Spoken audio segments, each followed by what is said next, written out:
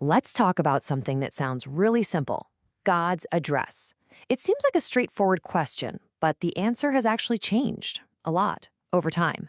And what people used to believe might just surprise you.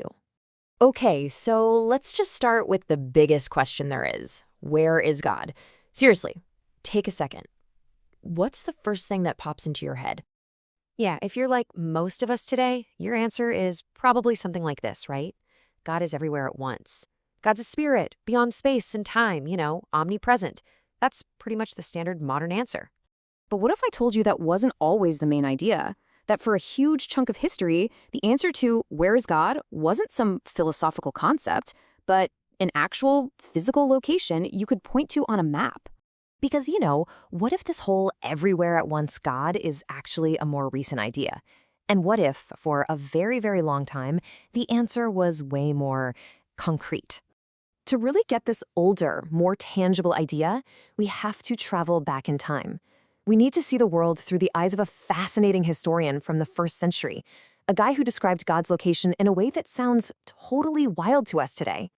And this is our guy, Flavius Josephus. So he was a Jewish priest and a historian, writing right around the time the Second Temple in Jerusalem was destroyed. And his whole job was to explain Jewish history and beliefs to outsiders, which gives us this incredible, unfiltered look into how people actually thought back then. So here it is, the big difference, side by side. On the left, you've got our modern view. God is everywhere. But on the right, you have the view Josephus lays out. God is somewhere, a specific place. And this isn't just a symbol of God's presence, it's the real deal. It's where God literally is. Now, this is where it gets really interesting. Josephus didn't just think God had one static address. He actually described a history where God literally moved house, following what you could call a divine relocation plan. And according to Josephus, here's how the move went down. First, God's presence was on Mount Sinai, super remote, right? Only Moses could really go there. Then, God packed up and moved into a portable tent, the tabernacle, so he could travel with the people. And finally, God settled down in a permanent brick-and-mortar home, the temple in Jerusalem. It's a very clear step-by-step move. And hey, don't just take my word for it. Here it is, straight from Josephus himself.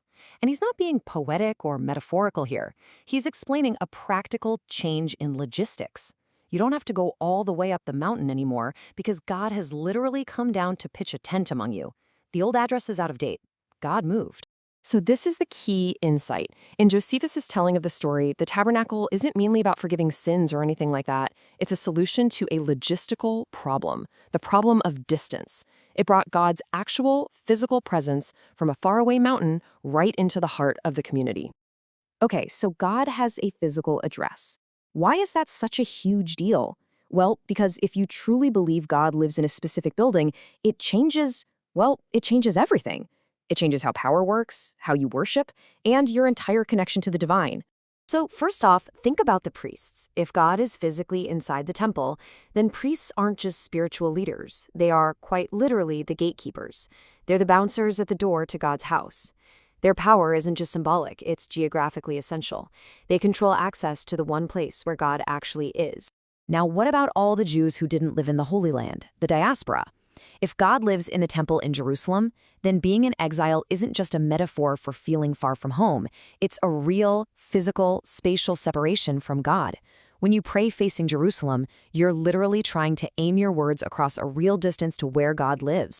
And this whole system works as long as the building is still standing. The first temple's built, great. God is a permanent home. Then it's destroyed, a total catastrophe. Then the second temple's built, phew. God's presence is back. But then, in 70 CE, right around when Josephus is writing, the Romans destroy it for good. And this leads to the ultimate theological crisis.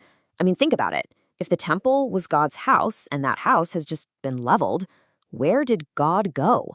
It's not just a national tragedy. It's like a cosmic missing persons case. And one last thing. This explains why fights over holy sites were so vicious. Think about groups like the Samaritans, who worshipped on a different mountain.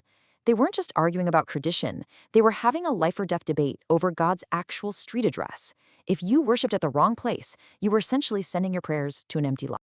So let's bring this all home. What does this ancient perspective from Josephus tell us about our own modern ideas? I think the most important thing is this. Our modern idea of an abstract, omnipresent God wasn't always the default setting. Josephus shows us a world where theology was way more concrete, more spatial, and honestly, a lot messier and more diverse than we usually give it credit for. And this changes the most basic questions people ask. For so many ancient people, the challenge was logistical. How do we physically get to the place where God is? But for us, the question is much more philosophical. How does a God who is already everywhere relate to me, right here, right now? We're starting from completely different places. And that just leaves us with one final thought. Josephus's world was shattered when God's house was destroyed, and it forced a complete reinvention of where God could be found. His story proves that our answer to where is God has changed before, and changed dramatically. Which of course raises the question, what's God's address now?